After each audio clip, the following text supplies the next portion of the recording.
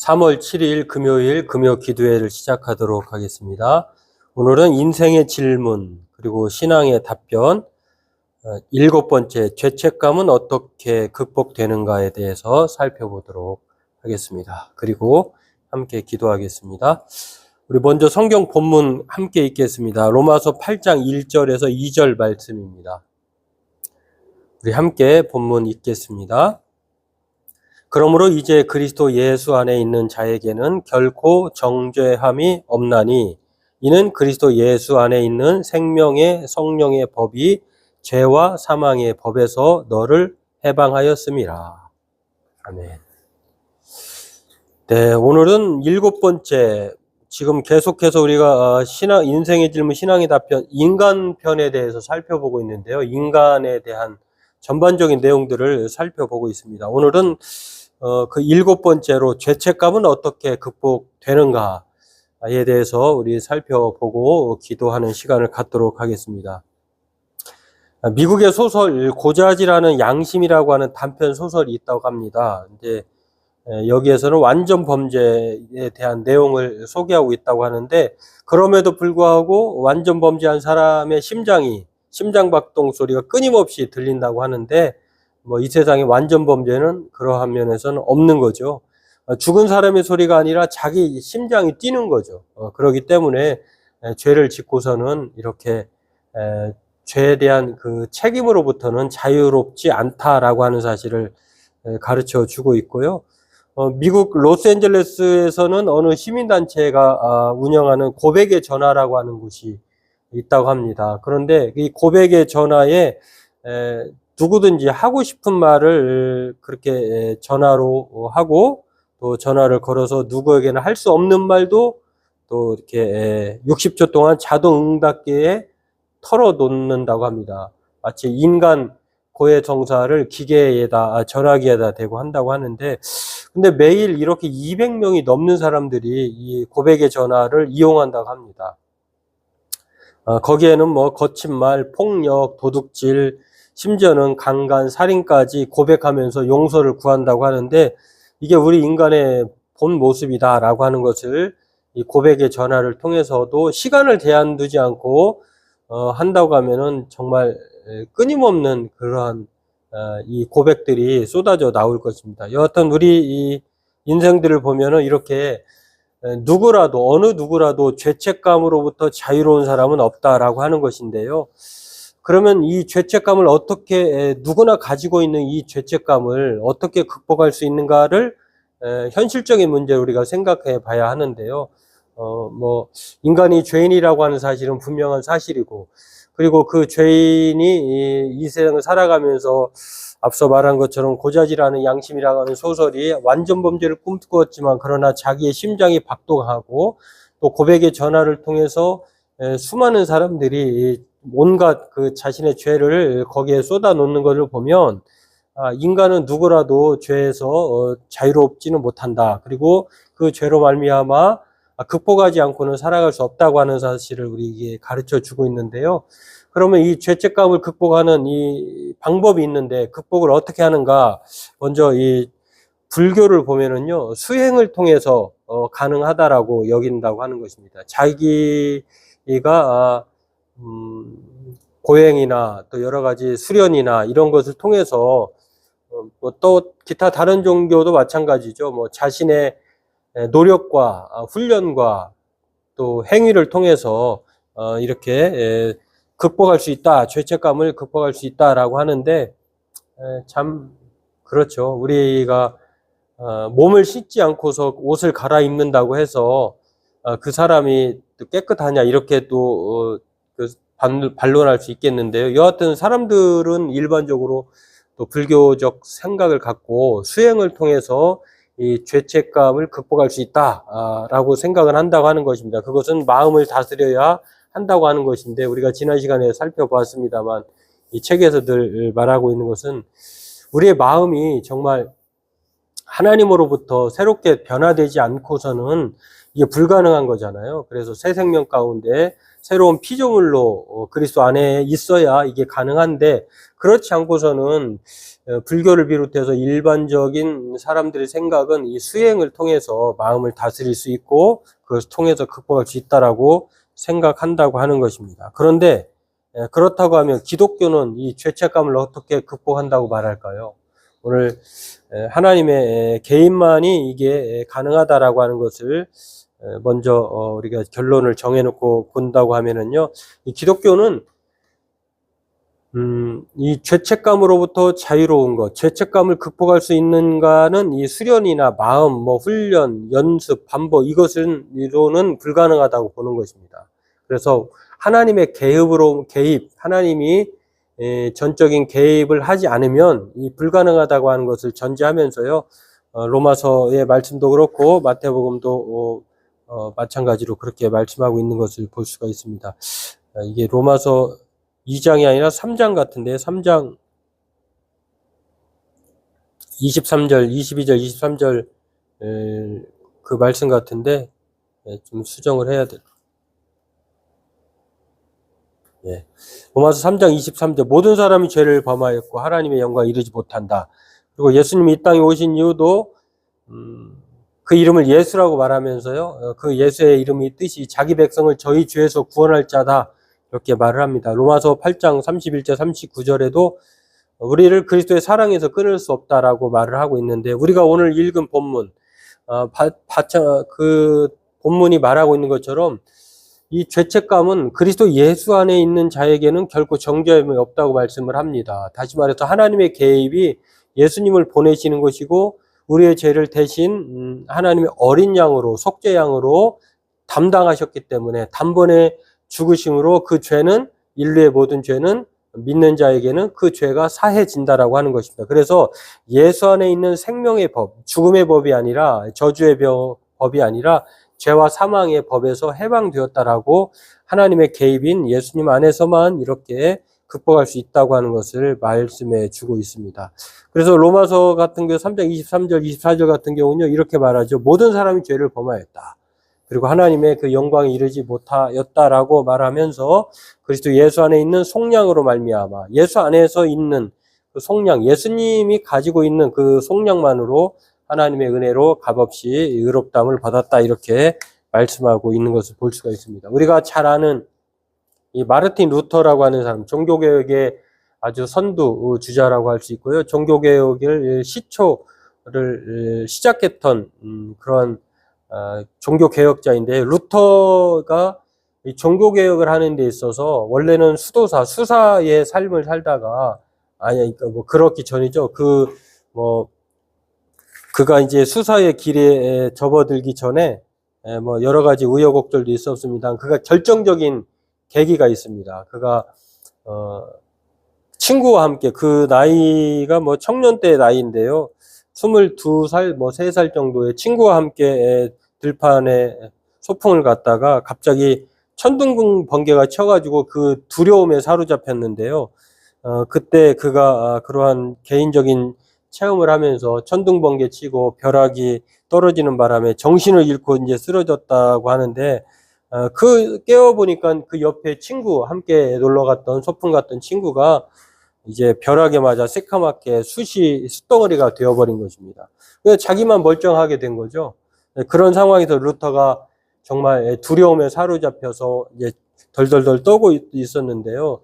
그러면서 이가 이런 고백을, 이런 생각을 했다고 합니다. 만일 죽어 있는 것이 친구가 아니라 자신이었다고 하면 나의 영혼은 구원받아 천국에 갔을까? 이러한 두려움에 사로잡혔다고 합니다. 아무리 생각해도 이제 자기가 자신이 없었던 거죠. 그래서 루터가 아버지의 만류에도 불구하고요, 전도 유명한 법학도로서의 성공을 뿌리치고 수도원으로 들어가는 계기가 되는, 수도사의 삶이 시작되는 그런 계기가 바로 천둥 번개의 체험, 또 경험이었다라고 하는 것입니다. 그때 그가 그러한 광경을 목격하면서요, 경험하면서 그 천둥번개의 신으로 생각하는 성안나라고 했는데 살려만 준다면 수도사가 되겠다라고 맹세했다고 하는데 여하튼 이런 개인적 체험이 루터에게는 있었다라고 하는 거. 그런 루터가요 수도사가 되어서도 그가 이런 고백을 합니다. 수도에 전념하면서도 수행을 하면서도 주기도문을 외우면서 계단을 무릎으로 기어 올라가면서도 끊임없이 사로잡고 있는 이 죄의 문제는 해결할 수 없었는데요. 이렇게 그가 고백을 했다라고 합니다. 수도원에 있을 때 나는 세상에서 가장 비참한 피조물이었다. 낮이나 밤이나 심판에 대한 공포심에 떨며 절망의 눈물을 흘렸다.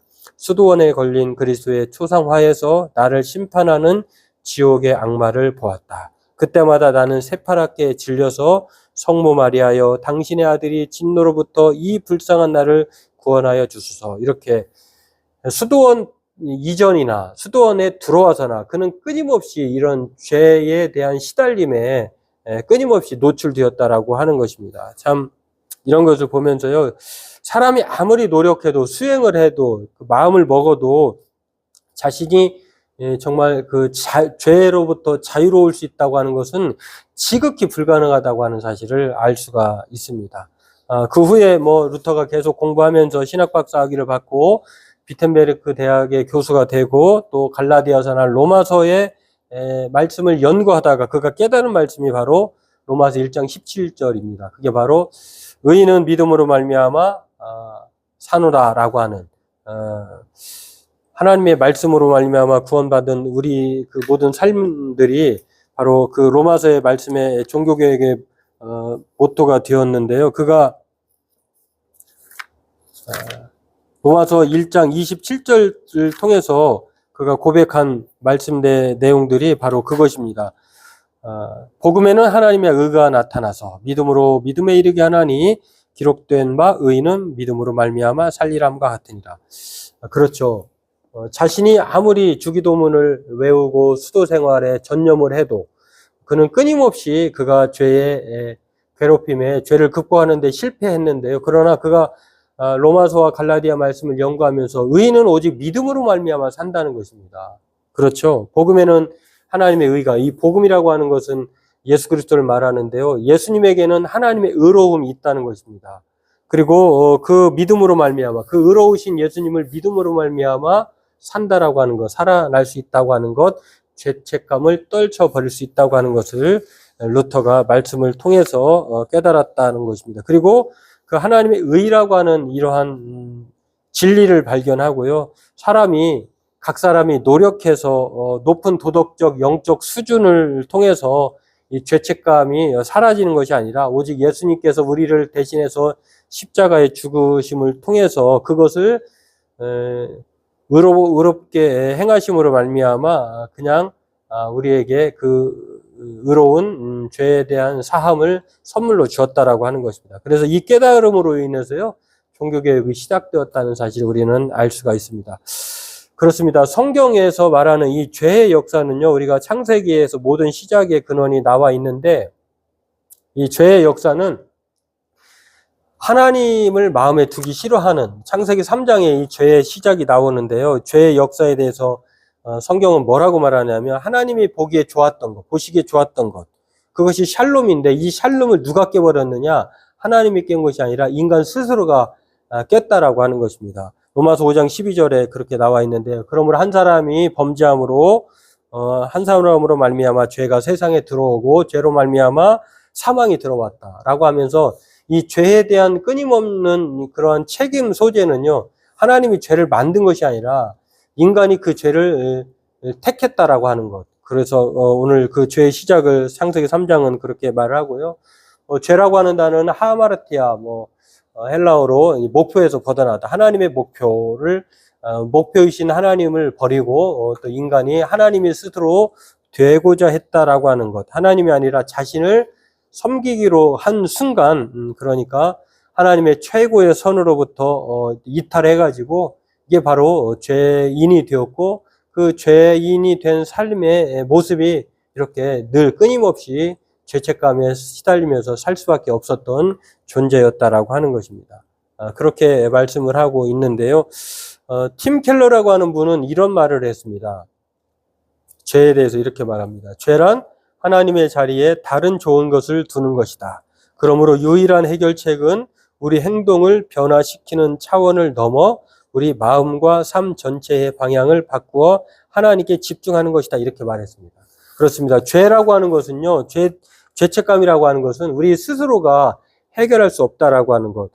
하나님의 자리에 죄를 자기가 두는 것을 하나님 자리에 다른 좋은 것을 둘 때, 그것이 뭐 자기 자신이든 돈이든 권력이든 쾌락이든 그 어떤 것을 하나님의 자리에 놓게 되면 바로 죄는 시작된다라고 하는 것이고요.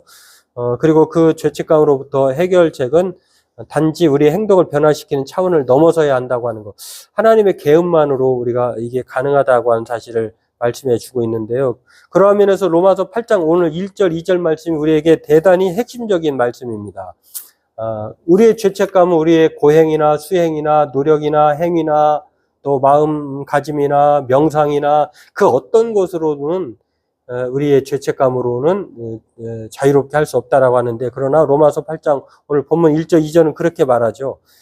그러므로 이제 그리스도 예수 안에서, 과거 것은 이제 그렇다 치더라도 이제 예수님이 오신 이후로 말미암아 예수님 때문에 예수님이 이 땅에 예수로 오셨을 때, 역사적 예수로 오셨을 때에 이제는 그 믿음 안에 있는 자에게는 결코 정죄함이 없다. 이것은 죄책감이 더 이상 없다는 것입니다. 왜 그렇습니까? 예수 안에 있는 생명의 성령의 법이 죄와 사망의 법에서 해방하였기 때문이다라고 하는 것입니다. 그래서 누구든지 그리스도 안에 있으면 고린도후서 5장 17절 말씀처럼 새로운 피조물이 되는 것입니다. 예수를 믿으면 더 이상 우리는 죄로부터 이제 고통받지 않고 죄가 사해졌을 뿐만 아니라 또 죄가 끈질기게 우리를 괴롭혀도 우리가 고민하지 않을 수 있다라고 하는 것입니다. 마치 태양을 등지고 가면 이 그림자가 끊임없이 따라다니는 것처럼, 그러나 태양을 맞서면은요 그림자가 뒤로 사라지는 거죠.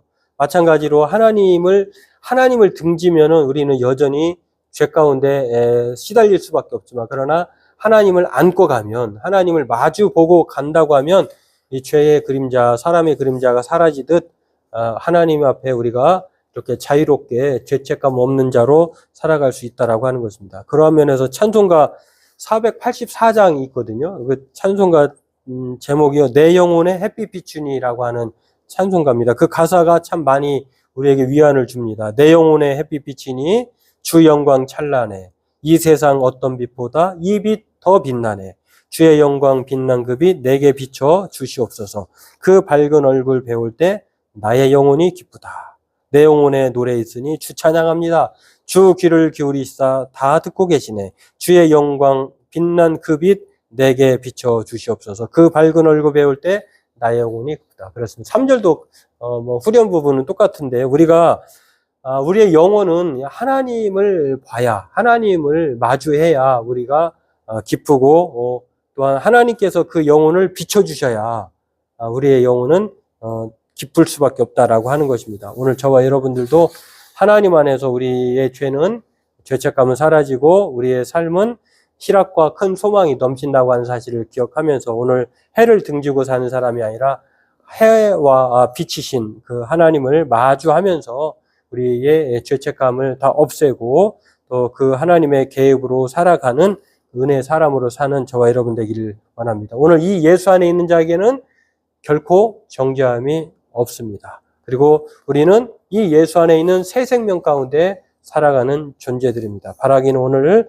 이 죄책감은 어떻게 극복되는가는 바로 하나님의 개입으로만 된다라고 하는 사실을 기억하면서 오늘 말씀을 생각하면서 이 죄책감은 하나님의 개입으로만 가능하다는 사실을 알고 믿고 오늘도 힘차게 살아가게 해달라고, 그리고 날마다 우리가 이제 새 생명 가운데 살아가게 된 사람들이니까 또 우리는 생명의 빛으로 오신 예수님의 또한 빛의 자녀이기 때문에 세상의 빛과 소금이라고, 소금과 빛이라고 말씀하신 것처럼 우리가 그 새 생명 가운데에 빛으로 사는 성도가 되게 해달라고 우리 그렇게 각자 기도하도록 하겠습니다.